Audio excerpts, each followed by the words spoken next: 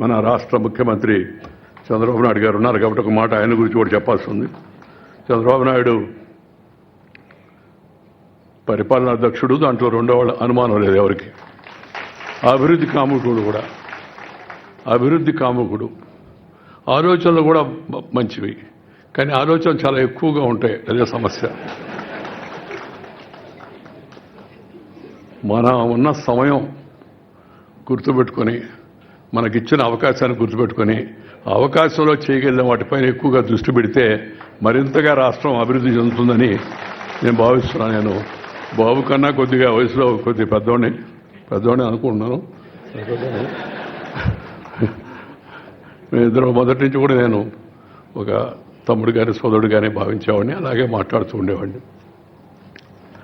మన రాష్ట్రాన్ని బాగు చేసుకోవాల్సిన అవసరం ఎంతో ఉంది. దాంట్లో అందరం కూడా ప్రభుత్వంతో సహకరించాలి, పార్టీలతో నిమిత్తం లేకుండా. ఎందుకంటే ఆర్థిక వ్యవస్థ చాలా దెబ్బతినిపోయింది. ఇందాక చెప్తూ ఉంటే మన కామెంటేటర్ మన రాష్ట్రం మన దేశం అనేది ఎంత పట్టుబడులు వస్తున్నాయని అవన్నీ అసలు లెక్కలన్నీ చెప్పకుండా నిర్మలా సీతారామన్ ఇంటది, వీళ్ళకి అన్నీ బాగున్నాయి, మళ్ళీ ఇంకేం పర్లేదు అనుకుంటుంది. ఏం చెప్తున్నాను నేను పక్కన కేంద్రం సహాయం తీసుకొని రాష్ట్రానికి తక్షణ అవసరాలు అవుతున్నాయో వాటిని ప్రయారిటైజ్ చేసుకొని రాష్ట్రాన్ని మంచి పదంలో తీసుకెళ్లాలని చెప్పని నేను కోరుకుంటున్నాను. దాంతోపాటు ఒక మంచి పని చెప్పాడు ఆయన నిన్న, మాతృభాషలో విద్యాబోధన జరగాలని.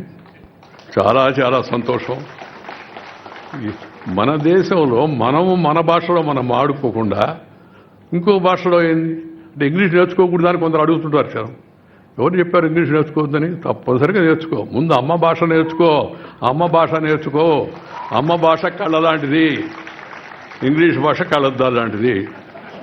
కళ్ళుంటే కళ్ళద్దాలు పనిచేస్తాయి, కళ్ళు లేవని కొన్ని కళ్ళద్దాలు అటు పనిచేస్తాయి. అందువల్ల మన భాషను మనం రక్షించుకోవాలా, మన భాషను మనం ప్రోత్సహించుకోవాలా. విద్యా విధానం 10వ తరగతి వరకు, ఆ తర్వాత ప్రభుత్వ ఉత్తర ప్రత్యుత్తరాలన్నీ తప్పనిసరిగా తెలుగులోనే జరగాలి. ఆ మధ్య ఒక ఆఫీసర్ అడిగితే, సార్ ఒక కాపీ తెలుగులో కూడా కాపీ వేస్తున్నాం సార్ అని. ఏమంత దౌర్భాగ్యం మాకు తెలుగు వాళ్ళకి తెలుగులో కాపీ వేయడం, ఇంగ్లీష్లో ఏంటి కాపీ ఒకటి వాళ్ళకి కావాలంటే. తెలుగు వాళ్ళకి తెలుగులో ప్రభుత్వ ఉత్తర ప్రత్యుత్తరాలు ఉండాలా. ఆ విషయంలో కూడా శ్రీ చంద్రబాబు చొరవ తీసుకొని పరిస్థితిని మరింత మెరుగుపరుస్తాడని చెప్పి నేను భావిస్తూ ఉన్నాను.